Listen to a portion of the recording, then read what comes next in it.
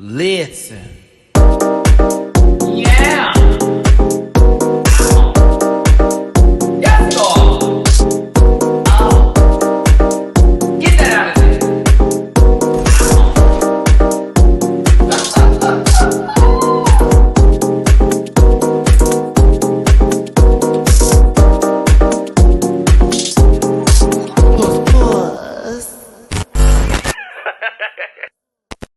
Hello, everyone. Thanks for tuning in. It's your boy, Maddie Rants. Welcome to my channel where I cover a lot of RuPaul's Drag Race and the universe of Drag Race, as well as other shows that are LGBTQI plus oriented, centered, somewhat in that nucleus of the equation. Either way, thanks for tuning in today. Do me a favor, hit that like button, share, and subscribe. Become a part of this Ranch Pack family.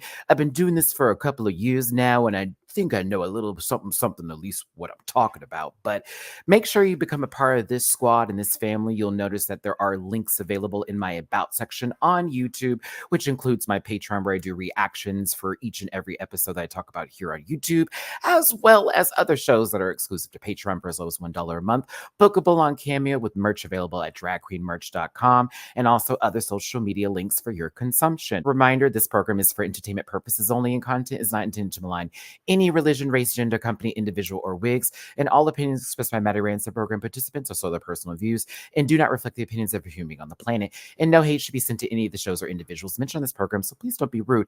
Now, most of you know that this channel started with edited videos, but after lockdown and all of that took place, I moved into the live direction, where we've built this online live chat community with the Rant Pack family, where y'all get to also be involved in my reviews, and they end up being very long, or not too long for everyone, but long enough to where certain folks have been turned off by that. So I asked recently in a community chat, what would y'all like to see? And a lot of those who had concerns about the long live videos wanted me to do an edited one. So I said, well, why not add extra work? And hopefully those who felt that way will be tuning in to this one, because I'll be including it weekly with sort of a recap of everything that happened this week for Drag Race, or in that universe, or at least the episodes I think that they want to hear about. So I hope this is appreciated, because this is definitely extra work, but I will still be doing the live recaps and reviews on Saturdays, Sundays, and Mondays. Y'all know it's Saturdays for season 16, Sunday for the panel, and of course Monday for UK versus the world. I did not do España All-Stars reunion. You already know how I feel about that show right now. So I will be there for the finale, though, on Wednesday. We're covering season 16, episode 10, and UK versus the world season 2, episode 5. Let's go ahead and start with season 16. And again, this is going to be a speedy recap with a couple of jokes thrown in between. Oh, yes. And even though this isn't a live stream, if you want to drop a tippy poo in my jar, paypal.me/Rants, Cash App $, and Venmo Maddie-Rants. Let's go. Since this is an edited review, I think this view is a little bit better for me. Just saying. We did lose Plasma in last week's episode, which was a gag for a lot of us because Mama had 2 wins. Mom, I feel like, yeah, that does apply to her. Miss Honey, Miss Girl, Miss Child. Miss Baby, Miss Thing. She was eliminated. And I do miss Plasma, but I mean, the lip sync was what it was. It was a TikTok horrible edit of that song, but Mhi'ya ate her alive, and I don't care what anybody says, so chew on that. Oh my god, just kidding. Everyone's sleep paralysis demon in the corner of the room. Q over here is feeling themselves, and honestly they should, because baby does make good clothes. She is an excellent designer, and that mind is giving. It's just when it comes to dance, Anna, don't want to see it. Not Dawn being gagged at the Miami girls fighting. Baby, that's the 305. They gonna swing. They gonna talk. They gonna pow. I was here for this back and forth from Morphine and Mhi'ya. Honestly, it's nice to see Mhi'ya come out of her shell, as well as Morphine, talking that ooey gooey. Mama still doesn't have a win, and she's looking for one. Mhi'ya still has one, regardless of her having a group win.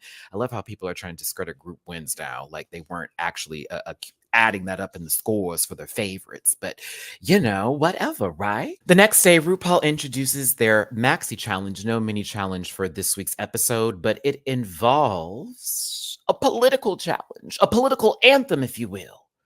Power, not this power, and most certainly not this one either, but power.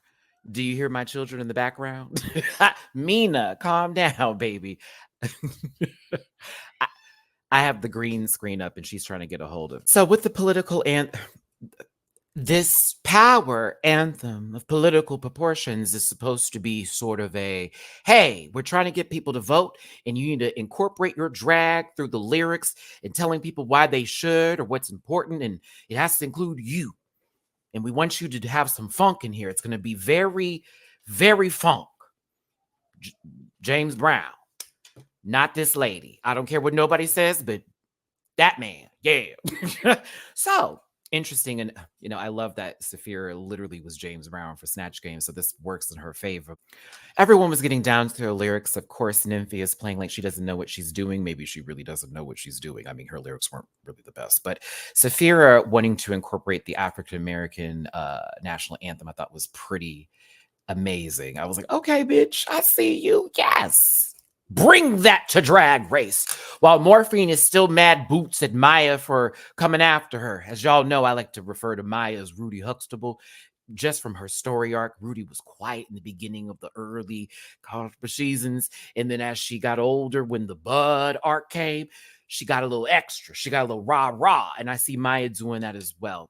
Don't discredit the baby. I know some people don't like that little girl, but I like me some Mhi'ya. I like Morphine. I do like this cast, including Plain Jane. But the shade was thick this episode. And I think one of the best parts about it is that everybody here was throwing a little something this week. I love that. Leland on the track. Leland is, of course, producing this funk beat. He has a lot to work with. From Mhi'ya saying equal, I felt like she was trying to yell in an IHOP or something because she wanted to have some extra equal packets for her coffee. To Dawn low-key being the undercover villain of the season, or at least the shadiest of them all. To everybody in the cast cackling, throwing shade, dragging each other through all of these sessions. I'm including choreography and the singing. The Bobbsey twins, Dawn and Plain Jane were sort of coming up with an idea of what to do with that immunity potion that she has yet to use now on episode 10, which is this last time she can use it. And they're saying they could sabotage Nymphia Wind. Will this immunity potion be used correctly? No, you will not. There's this rule with Drag Race where if you say you're really good at something, you have to be very, very, very good, if not the best at it, because the girls in the editing department are going to gather you. And Miss Q said, Mama, I have a musical theater background. Get me on this microphone and let me show you what's up. Well, what was up was that register. The key, I don't know what planet it was on. It was no do, re, mi, fa, sol, la, ti, Q was gagging these children. It was quite funny. Poor thing. I mean, it sounded better after they remixed it, but on initial takeoff, that flight was bumpy. Shout out to season 16 editing team, because y'all putting Morphine giving the chalkboard at the same time Q was singing, and somehow that being the matching pitch, I'm kind of here for it. Everybody say fine. Jamal Sims, we always appreciate seeing his handsome self back on the main stage of RuPaul's Drag Race as he helps choreograph this funk routine for our queens. Honestly, there are no notes when it comes to this because Saphira was pretty great. Q stiff. Dawn reminded me of someone who was going to tell us what today's letter was. Nymphia, noodle, do the noodle. Mhi'ya flipped. That, yes. Yeah. Chicken head. Ballroom didn't exist for funk, baby. After the rehearsals, we get into the workroom conversation. Y'all know this is where we get a little deep or possibly a little light. Deep this time, as Dawn talks about mental health and the importance of maintaining and taking care of yourself. And I certainly agree with that one. Trust me. Check out my live review on this because, of course, we have long conversations and sort of break this down a lot deeper. But yeah, I definitely agree with Dawn here, and all my love to Dawn and anybody else dealing with mental health. Will they or won't they? How about the immunity potion? Will you help me use it? Wow, la la la la la. Sorry, this gag was not giving the way it should have been giving from the initial, ooh, we're going to bring it back, but only in 2 forms of liquids. Like, This was also followed by a very important conversation about voting and how important it is. And I appreciate Drag Race for making that a big issue. It's definitely huge out here in the States, especially with an election coming up this year. I'm going to make myself a little small here so we can get a bigger shot of this. Michelle looks like she just fell into someone's sleeve or jean pant leg and then threw on some socks and said, yeah, but she still looks gorgeous. RuPaul, I live for this outfit, but I just hate the flesh tone or whatever that is underneath it. It didn't match, but the dress is fabulous. The hair was giving. I love this huge rose on the side of your head. I mean, it's gorgeous. Rue looks really good. Jamal looks great in this purple, and Ross is trying to blend in with the background. Go, Ross, go. For the performances, we're going to keep it short and easy. Power. Dawn. Mhi'ya. I mean, she was fine. I enjoyed bits and pieces of it. I mean, Morphine did what needed to be done. Nymphia was good. I don't care what anybody says. She was good. Jane was stiff. Plain.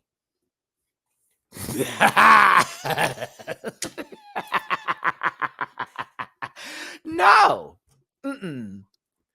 Saphira, the moment, the one. Da da da da da da da. Boom. Overall, the song was a little repetitive in the instrumental part with the dun dun dun dun dun. Right back into it again. It sort of drove me out of it, but I liked the production. I do like bits and pieces of it. It's not my favorite political anthem that they've done. How many have they done? God only knows. Let's get to the runway, which is True Colors. Everybody say rainbow. Mhi'ya looks good. I like this dress on her. The red fits. I think the hair was right. I would have done the makeup a bit differently, but I still think Mama looks gorgeous. She does look good. Nymphia win with the Josephine Baker Banana Lady Chiquita Banana Lady tees. A lot of people were saying they're tired of the banana shtick. I know we even brought it up on the panel, but I think more so to clarify, they were referring to, and my reference is C. Diggy and his opinion on this, not to throw him under the bus, but she refers to bananas a lot more than just the banana outfits per se. But I thought this was fabulous personally. I think it looks really good. It's very well made and I like it a lot. I'm interested to see what Nymphia does each and every week. Plain Jane giving green. The dress fits, the makeup is good, the hair is small, but it always works for Jane. That's new for me with small hair. It's not too big, right? It kind of works. I wish there was more green. It's not ugly, but it's just giving more nude illusion than green for me personally. I still think it fits and it looks nice. Saphira looks good. The Bridgerton reference I'm always here for. Somebody was like, why is she always doing the hoop skirts? Mama is grand. You leave that lady in her opera coats alone. That's a grand woman. Above. I fly above on. Oh, don't bring that up, man. Oh, I'm not bringing candy into this. That's my mama. Y'all can say anything you want about me, but that's my mom. Dawn giving possible Pokemon character infused with a Knights reference for my Sega girls that know what I'm talking about. That's an old game. I thought Dawn looked interesting in a good way. I know a lot of people aren't feeling certain girls doing, I guess, their aesthetics. Is that... Yeah, that's kind of it. Y'all, let me not do that. You may just not like how Dawn presents herself, but I live for this bitch. I think it's cute. I'm entertained. Q, this hat is everything. It is everything and then some. I love it. The pants were right. I did you a favor by not showcasing the bra. Again, you could just watch the live reviews and see all of the above, but we're keeping it short today, remember? And Morphine, another hat moment that I live and breathe for. I do wish it was a little bit more cinched in, but I think honestly, this is a gorgeous dress. I love the nails, except for that one red pinky nail. Why is that the one little pinky nail? Morphine, what you trying to say? All right, let me find out. You're in the clubhouse with Miss Andy. That's a rumor. Get it? After the runway, judges' critiques take place. A few got notes, while others were clearly given higher praise. Actually, before they start the whole process of the critiques, RuPaul wants to know what Jane's going to do with the immunity potion since this is her last time to use it. Jane gives it to Nymphia Wind. who was asking for it and she receives. But honestly, Nymphia, I don't even think you needed to use the potion this week. Jane was clearly the one that was in trouble, even though nobody was going to go home this week. Oops, spoiler alert. That's right. Nobody went home this week. So, what was the point of the immunity potion on this being the last day to use it if nobody was going to go home? That's why that didn't work. It was like, huh? So that's how we're doing this? Okay. Personally, I would have wanted them to use the immunity potion at the end of the episodes or towards the part where it's the bottom three. We already know who won and they're about to lip sync. So that way the immunity potion can be given to somebody prior to the lip sync. Maybe someone in the bottom three didn't think they were going to have to lip sync, didn't have to try to listen to the lyrics. They end up not having the immunity potion used on them. It's a gag. I don't know, but maybe if they're going to do this again, they do it just a bit differently because the premise was there, just not well executed, in my opinion. The lip sync song, after hearing something as funky as Power, is Made You Look by Meghan Trainor. You can argue with me till you're blue in the face. This ain't it. I can't get into this lady's music. This would possibly give soda pop music, but only a certain group of people can go in and say enjoy those soda pops, or the others have to go to a particular corner. There's always some sort of something. I saw Remember the Titans. It's giving that. Don't get off the bus. Hold on, Megan. I'm not coming for you and that effeminate man you're with. I'm not coming for you. Every damn song sounds the same, sister. I can't do it. I cannot call you mother. Will not. I will call Saphira mother because she did give for this lip sync, but so did Morphine. I love it when two queens can make a song more likable, and that's exactly what they did. Saphira is the winner of the lip sync. God bless her second win of the season. Also, she's only won after lip syncing for the win. So Mama has never gotten a win just directly from an episode. It's normally no one's going home and sister's taking it. I want her to get a win so bad, not in that position. give her another win. I don't know. I'm rooting for Saphira this season. Can you tell? But to wrap up the episode, no one goes home. The immunity potion was not utilized correctly. This upcoming episode, I don't know, y'all. I don't know. I'm concerned for a couple of people. But tune in to season 16 of RuPaul's Drag Race on MTV. And of course, for me to do live recaps on Saturdays and these edited reviews during the week. Let's go ahead and move on to RuPaul's Drag Race UK versus the World Season 2, Episode 5. It's a musical. Okay, so we did lose Keita Minaj, but we also should have lost Tia's wig in a fire because, oh my God, hell no. But honestly, Hannah Donna was the only one that made the right decision to me because I would have kept Keita and they should have taken out Gothi. I don't know why they didn't do that. Teresa saying she would have taken out Keita herself was a gag. A giggle more. RuPaul looking very relaxed, comfortable. Safari for queens.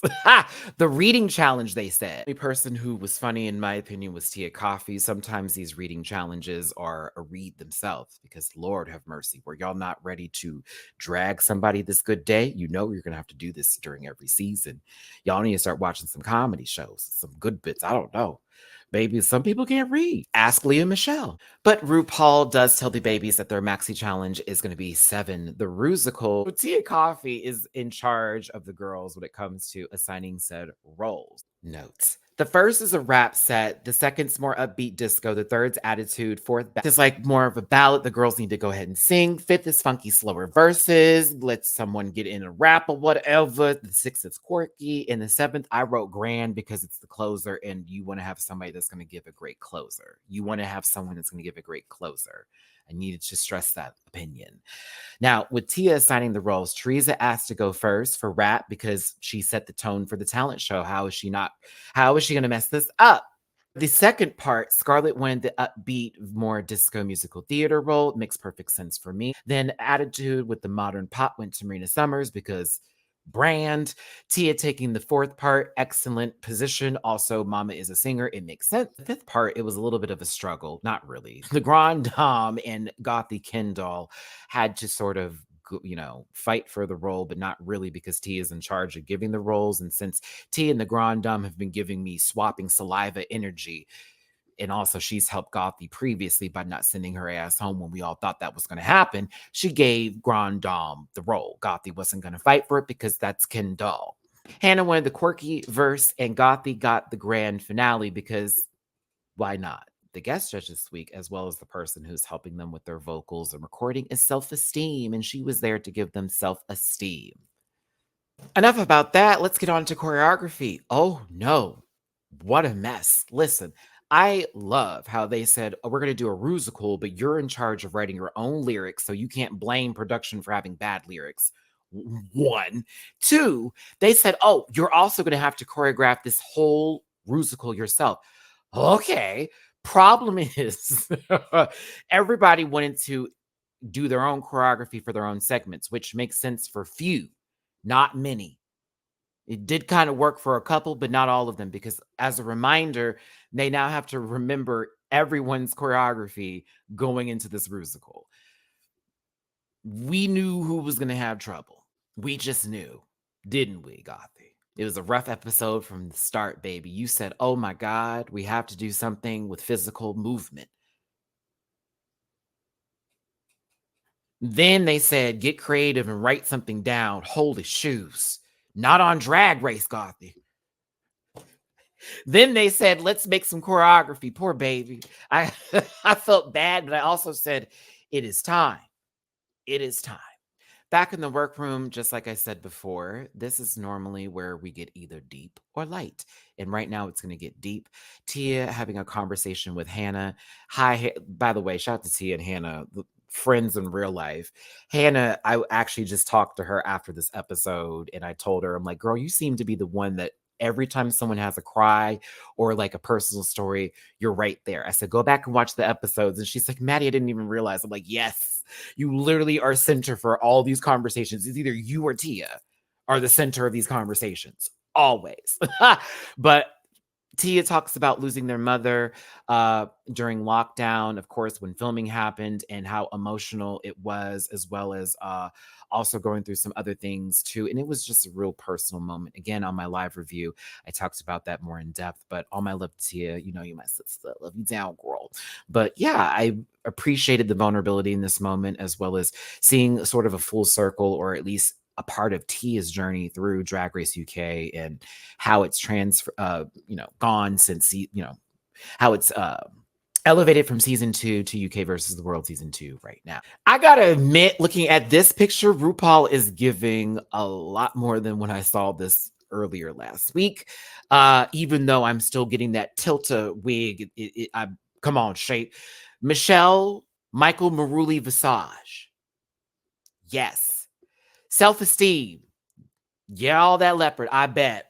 And Graham Norton, owner of the Keebler Elf Factory. God bless you. Your cookies are amazing. For the Rusical 7 Confessions of a Drag Queen, I only feel it's necessary to just allow a physical performance of myself to be played at this point in time to give you the idea of what was going on, because by all means, Marina was great, Tia was good, Scarlett was fine.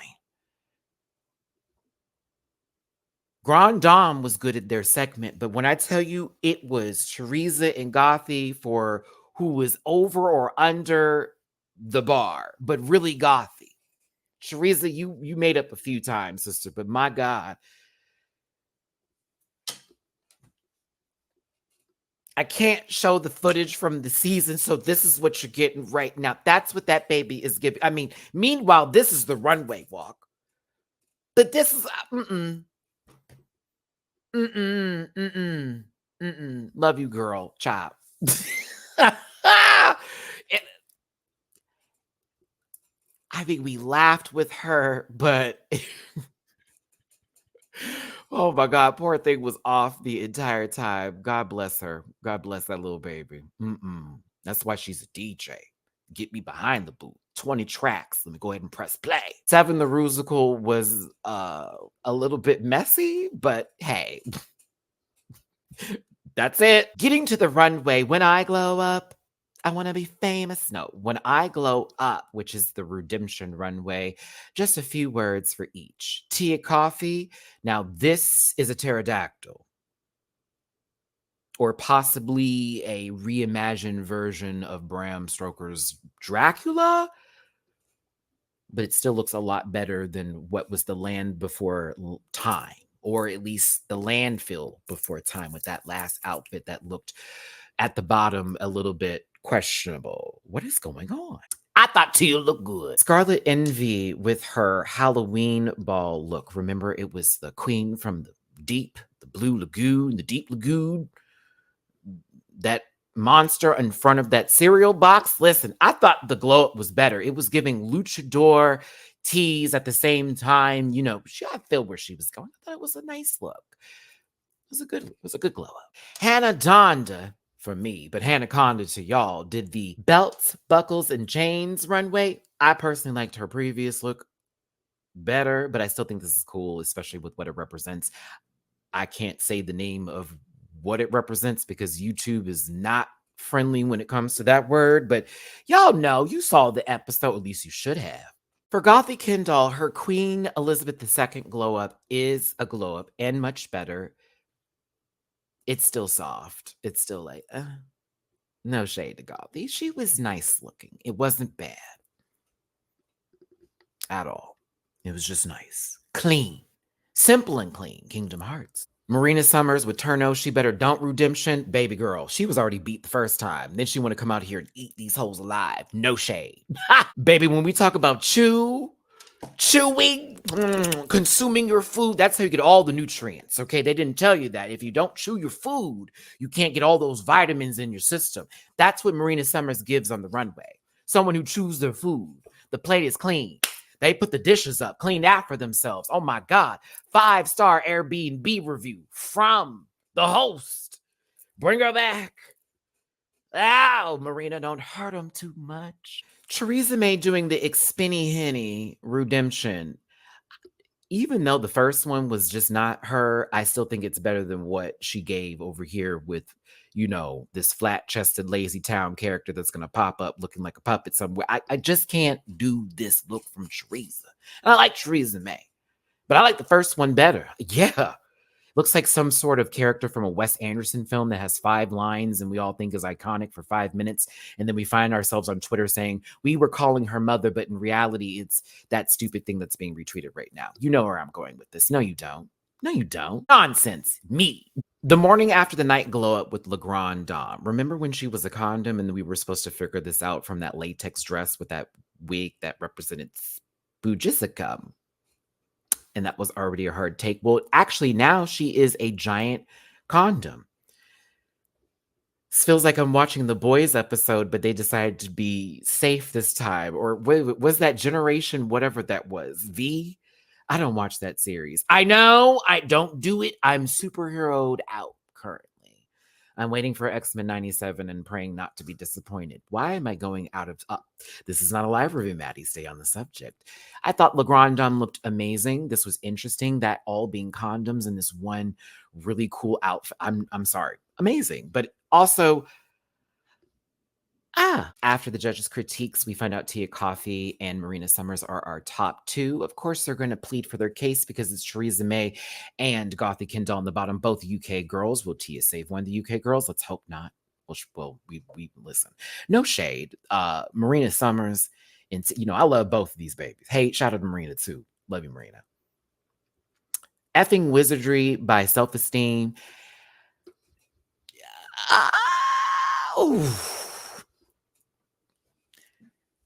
Listen, Marina has stage presence out the ass. That is a bad biatch when it comes to movement, rhythm, expression in that tiny little body, in that beat mug structured for the gods.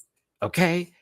She is going to chew every time. So I love my friend, but I watched this little baby, 5'1" or 2, with this little makeshift bang eat you up.